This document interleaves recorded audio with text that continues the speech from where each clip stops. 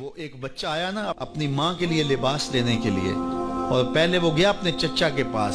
اس کی ماں بیوہ تھی اور اس کا لباس پھٹ گیا تھا، اور وہ اپنے چچا کے پاس گیا تو اس نے دھتکار دیا. ماں نے اس کو روکا تھا بیٹا نہ جانا، لیکن اس نے کہا کہ تیرے بدن کے اوپر جو لباس ہے وہ بھی پھٹ گیا ہے اور جگہ جگہ سے جسم جھلک رہا ہے، تو میں اپنے چچا سے آپ کے لیے لباس لے کے آتا ہوں. پھر جو رویہ اس نے اختیار کیا تو واپس روتا ہوا آ رہا تھا، تو کسی نے راستے نے پوچھا کہ کیا ماجرا ہوا. اس نے کہا چچا کے پاس گیا تھا ماں کے لیے لباس لینے، اس نے دھلا کے بھیج دیا. اللہ اکبر. تو اس نے کہا کہ جا سین حرم میں محمد نام کا ایک شخص بیٹھا ہوا ہے، اگر تو اپنا دکھڑا اس کے سامنے پیش کرے تو وہ امید ہے تمہیں رد نہیں کریں گے، لیکن سن لے ان کا دین کوئی اور ہے. اللہ اکبر. اپنے ماں کے پاس آیا تو ماں کو کہا کہ چچا نے رلا کے بھیج دیا، لیکن آپ کی حالت مجھ سے دیکھی نہیں جا رہی. بچہ ابھی شعور کی منزلوں میں قدم رکھ رہا تھا، پہلے بہت چھوٹا تھا، اب اس کے اندر ایک جذبات تھے بچے کے اندر. تو ماں نے کہا کہ بیٹا نہیں ان کے پاس نہیں جانا، سنا ہے کہ جو ان سے ملے دین دھرم چھین لیتے ہیں اس کا. اللہ اکبر.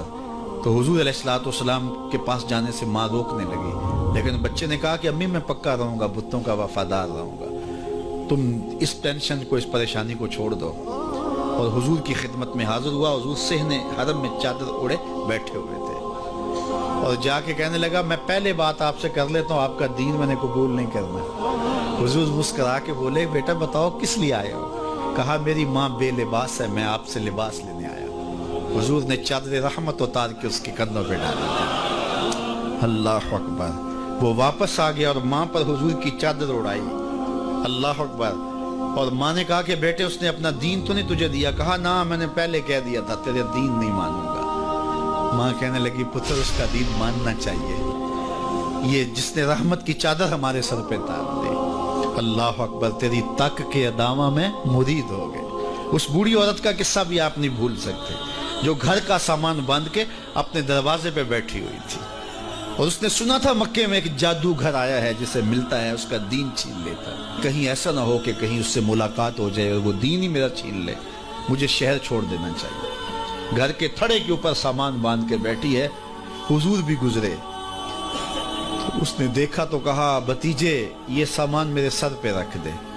حضور نے سامان اٹھایا، دیکھا تو بوجھل تھا، وزنی تھا، اور بڑھیا کو دیکھا تو کمزور تھی. تو کہا کہ بڑھیا اگر چاہو تو جہاں چاہتی ہو میں خود نہ چھوڑا.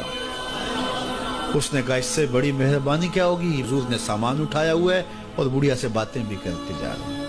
تو بڑھیا کو کہا کیوں جا رہی ہے؟ اس نے کہا کہ سنا ہے یہاں ایک جادوگر ہے جو لوگوں کا دھرم لوٹ لیتا ہے، لوگوں کا دین لوٹ لیتا ہے. میں نے ساری زندگی بتوں سے وفا کی، میرے آباء و اجداد نے بتوں سے وفا کی ہے، میں چاہتی ہوں دین اجداد ہاتھ سے چھوٹ نہ جائے، آخر اس شہر میں رہتی ہوں کہیں مل نہ جائے. خیر حضور نے کچھ نہیں کہا، اس کا سامان نہیں پھینک دیا کہ ٹھیک ہے تم پھر جاؤ. سامان اس کا اٹھایا اور جہاں تک اس نے جانا تھا سامان پہنچایا. سامان سپرد کر کے واپس پلٹنے لگے. تو اس نے کہا بچے اپنا نام تو بتا دے، لوگ کہیں گے کہ مکہ چھوڑ آئی ہو تو بتاؤں گی ایک جادوگر کے دکھ سے چھوڑ آئی ہوں. تو وہ کتنا برا بھلا کہیں گے شہر مکہ کو کہ جس مکہ سے لوگ نقل مکانی کرنے پہ مجبور ہو گئے. تو میں انہیں یہ بھی بتاؤں گی کہ جس مکے میں جادوگر رہتا ہے اتنا اچھا نوجوان بھی رہتا ہے، تو تیرا نام لیا کروں گی، تیرے قصیدے پڑھا کروں گی. تو حضور علیہ السلام مسکرا پڑے، کہا بڑھیا جس جادوگر سے بھاگ کے آئی ہے وہ تیرے سامنے کھڑا ہے. اس نے کہا سچ سے آپ ہی محمد ہیں؟ حضور نے فرمایا نام میرا یہی ہے. تو اس نے کہا پھر آپ کا جادو میرے پہ چل گیا ہے. اللہ اکبر. تیری تک کے ادامہ میں مرید ہو گئی. لوگوں کی خدمت کریں، بوڑھوں کے کام آئیں، دکھیوں کے کام آئیں، مصیبت زدہ کے کام آئیں. حضور یتیم ہو کے یتیم پرور تھے، لاچاروں کی مدد کرتے، لوگوں کے گھروں میں پانی بھر کے دے دیتے، اور دکھیوں کے کام آ جاتے اور مصیبت زدوں کے کام آ جاتے. تو حضور سے پیار کرنے والوں امت میں آپس میں حسد نہ پھیلاؤ، بغض نہ کرو، نفرتوں کے پہاڑ کھڑے نہ کرو، ایک دوسرے سے پیار کرو، جڑو، امت وحدہ بنے، اور اپنے ماحول کو، اپنی معاشرت کو ایک خوبصورت معاشرت کا رنگ دو، اور اپنی زندگی کو حضور کے نام کر دو.